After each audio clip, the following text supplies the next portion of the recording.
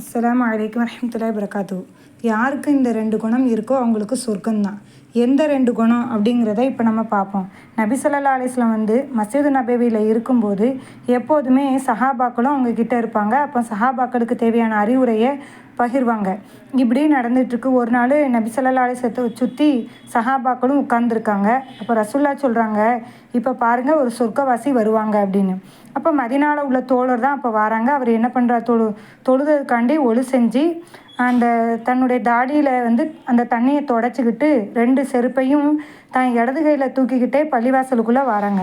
2வது நாளும் ரசூலுல்லாஹ் சொல்கிறாங்க, இப்போ பாருங்கள் சொர்க்கவாசி வராரு. அப்பவும் நேற்று வந்த அதே மதீனாவாசி தான் இப்போவும் வராங்க. 3வது நாளும் அதே மாதிரி. இப்போ 3 நாட்களாக நபி ஸல்லல்லாஹு அலைஹி வஸல்லம் ஒரு மனிதரை பற்றி சொர்க்கவாசின்னு சொல்கிறாங்களே, எதனால் இவங்களை சொர்க்கவாசின்னு சொல்கிறாங்க அப்படிங்கிறத அப்துல்லா இப்னு உமர் ரலியல்லாஹு அவங்க தெரிஞ்சுக்கணுன்னு ஆசைப்படுறாங்க. அப்துல்லா இப்னு உமர் ரலியல்லாஹு யார்?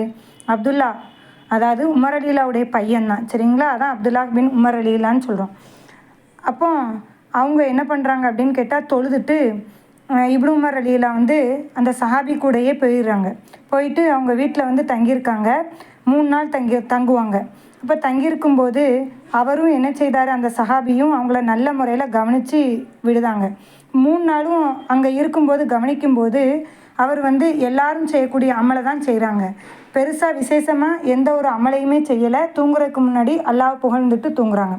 இது மட்டும்தான் நடக்கு. பாங்கு சத்தம் கேட்டுச்சுன்னா ஜமாத்தோடு தொழுதுட்டு வராரு. வேறு எந்த ஸ்பெஷலும் அவர்கிட்ட இல்லை. அப்போ இவர்கிட்டையே நம்ம கேட்டுருவோமே அப்படின்னு சொல்லிட்டு ரசூல்லா இந்த மாதிரி எங்கள்கிட்ட சொன்னாங்க. 3 நாளாக தொடர்ந்து சொர்க்கவாசி இப்போ வருவார், சொர்க்கவாசி இப்போ வருவார், சொர்க்கவாசி இப்போ வருவார் அப்படின்னு சொல்லும்போது 3 நாளும் நீங்கள் தான் பள்ளிவாசலுக்குள்ளே நுழைஞ்சிங்க. என்ன காரணம்? எனக்கு ஆச்சரியமாக இருக்குது. ஆனால் நீங்கள் அதிகப்படியான எந்த அமலும் செய்யலையே, என்ன காரணம் அப்படின்னு சொல்லி கேட்கும்போது அந்த தோழர் சொல்லுதாங்க, நான் எப்போதும் என்ன பண்ணுவேன்னா யாரையும் ஏமாற்றவே மாட்டேன். அதேமாரி அல்லாஹ் யாருக்காவது அருள்கொடையா பணம், பதவி, செல்வாக்கு, புகழ் இந்த மாதிரி எந்த ஒரு வசதி அவங்களுக்கு நியாமத்தாக கொடுத்தாலும் அதை நினச்சும் நான் பொறாமப்பட மாட்டேன் அப்படின்னு. இந்த 2 காரணத்துக்காண்டி தான் நபி ஸல்லல்லாஹு அலைஹி வஸல்லம் அவங்களுக்கு சொல்கிறாங்க, சுபச்செய்தி உலகத்திலே சொர்க்கோண்டு. இது நம்மளுக்குமான ஒரு சுபச்செய்தி தான். இந்த 2 காரணம், பொறாமையும் நம்மள்கிட்ட இருக்கக்கூடாது, யாரையும் ஏமாற்றக்கூடாது. ஏமாற்றுபவனும் முஸ்லீம் கிடையாது, ஏமாறுபவனும் முஸ்லீம் கிடையாது.